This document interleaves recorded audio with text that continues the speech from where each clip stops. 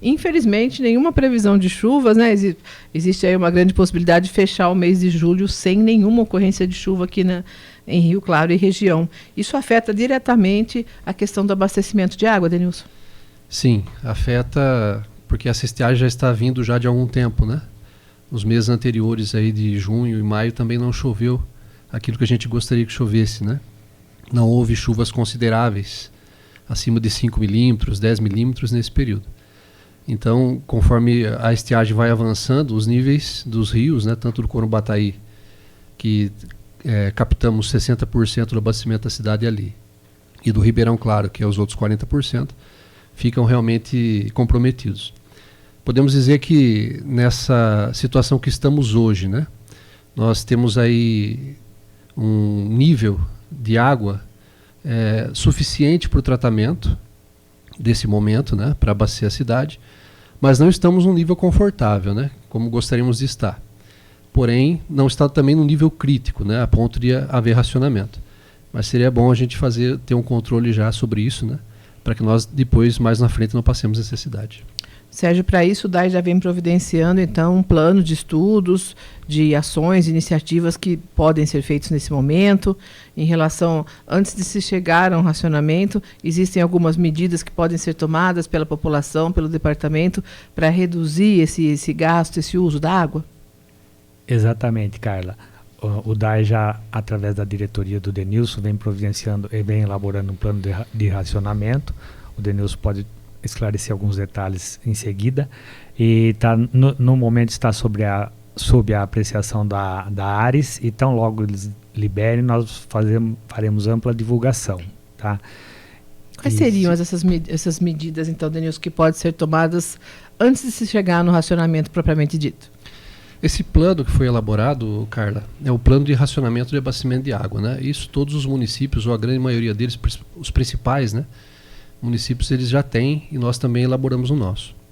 Esse plano visa determinar para a gente os parâmetros, de acordo com a situação dos nossos mananciais, quais são as ações que nós vamos tomar daqui por diante. Então, por exemplo, devido à métrica de cada manancial, né, o Corumbataí tem uma, o Ribeirão tem outro, nós destacamos ali o que nós vamos fazer. Se vai haver necessidade de diminuição de bombeamento ou diminuição de pressão antes do racionamento, né? Ou se haverá mesmo necessidade de um racionamento, de uma diminuição da pressão de água nas tubulações, né? E isso realmente reflete no abastecimento da cidade. Então a gente tem esse parâmetro, né?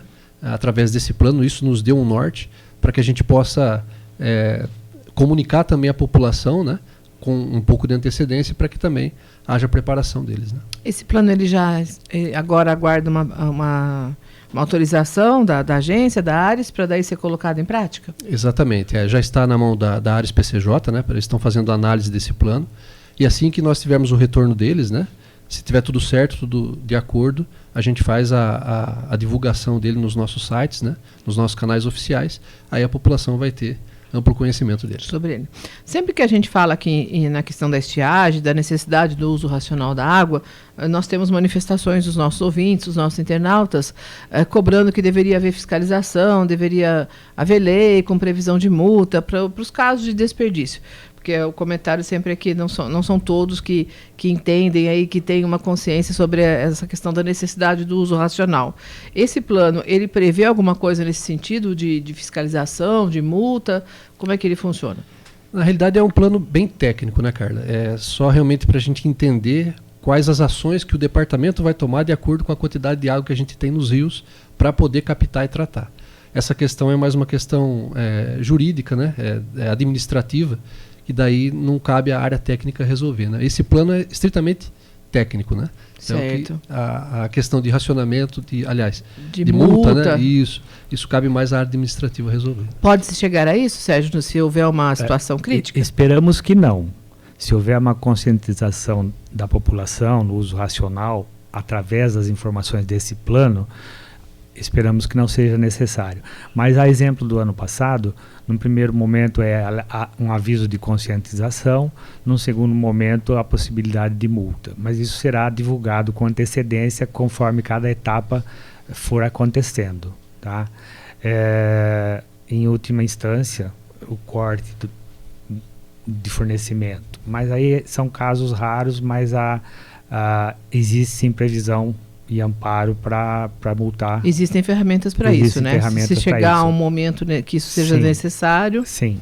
Na estiagem passada já foi realizado. Já mas foi. Ficou só na fase de orientação ou chegaram a multar também quem estava desperdiçando água, Sérgio? O primeiro aviso é explicativo. Tá? Geralmente já surte efeito. Na reincidência, então é aplicada uma multa. Tá? Porém, nós tivemos uma boa aceitação da população. É claro que casos pontuais e isolados sempre acaba aparecendo, né? Você está andando pela rua, vê lá escorrendo água. Muitas vezes não é nem por conta de estar sendo feito de propósito, algum vazamento, alguma coisa que aconteceu. Mas existe sim a fiscalização do DAI. Chegou a ser aplicado no ano passado. Multa sim. Nós aplicamos algumas multas e superamos o ano passado as duras penas por causa da estiagem, mas contando com a conscientização e a ajuda da população, a gente conseguiu terminar o ano. Porém, me parece que esse ano a estiagem está mais severa, né, Denilson? Sim. Em relação aos números, está mais severa. Sim. Parou de chover mais cedo e a previsão é para começar a chover muito mais tarde. Então a gente corre o risco de ter uma época muito difícil ainda pelos próximos meses e que talvez seja necessário medidas a tomar essas providências mais severas. Como é que nós estamos nesse momento em relação ao nível de água do Corumbataí, do Ribeirão? Tem como passar uma informação assim, olha, a gente está com 30% a menos do que precisaria? Como é que isso funciona, essa medição, Denilson? Do que seria o normal, vamos dizer assim, né? Para a época do ano, para o mês de julho, quase no começo de agosto, né?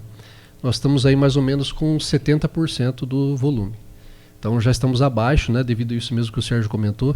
A estiagem começou antes, no nosso caso aqui, né? E pelo jeito que nós estamos observando, vai prolongar por um pouquinho. Então a gente pede para a população, né, nos ajudar nesse sentido. Ainda não estamos numa situação complicada, mas tudo indica que logo no futuro isso acontecerá. E não há garantia nenhuma de chuvas para agosto, né? Infelizmente não. Então, para a população nos ajudar nisso, né, economizando água, né, tendo uso consciente da água, comunicar o DAI imediatamente quando presenciar um vazamento nas nossas tubulações, né? Nós temos aí 1.000 quilômetros de tubulação na cidade, não é pouquinho, né? Dá para ir até Brasília, né? Então o DAI enche essa tubulação todos os dias, né? Então, não dá para fiscalizar tudo, né? Precisa contar com a ajuda da comunidade. Exatamente, né? Então qualquer vazamento que tiver, isso ajuda muito, o DAI atende imediatamente, né? Seja no reservatório, seja na tubulação da rua, no próprio cavalete da pessoa, na caixa padrão, né? E tendo essa comunicação rápida através do nosso 0800, a gente atende imediatamente esse vazamento. No dia a dia, né, na casa, como é que a gente pode colaborar nesse sentido do uso racional da água? Quais são os desperdícios mais comuns que a gente costuma cometer, Denilson? É a famosa mangueira, né? É a vassoura hidráulica, né? Muita dona de casa tem esse costume de utilizar a vassoura hidráulica, a mangueira, para lavar calçadas, né, lavar os próprios corredores da casa. Então, utilizar menos a mangueira, mais o balde ali com água, com rodo e pano, né, para lavar a calçada. Varre apenas, né? Todos nós vamos entender, né, que não dá para ter nesse momento uma calçada limpinha, né, que é um tempo de seco, com muita poeira, né?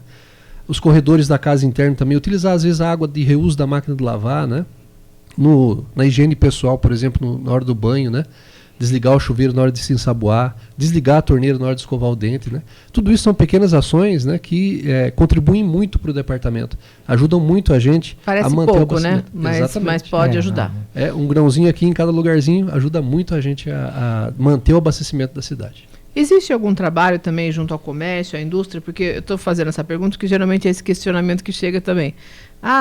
O cidadão tem que economizar dentro de casa, mas tem indústria que gasta não sei quantos mil litros, o comércio também às vezes. Existe um trabalho também junto aos empresários para se conscientizar sobre essa questão do uso racional? Quanto aos empresários, assim, é muito complicado porque é um comércio, né? É uma indústria. Então, às vezes, é necessário para a produção deles, né? Para haver a manufatura ali do produto, que exista o consumo da água. Mas mesmo assim, dentro das empresas, né? existem funcionários. Os funcionários podem fazer a utilização racional da água, né? Consciente da água. Isso ajuda também a gente nisso. E hoje as empresas também estão vivendo um momento aí econômico difícil, certamente há uma preocupação também com o gasto de água, com o custo da água dentro da sua produção, né?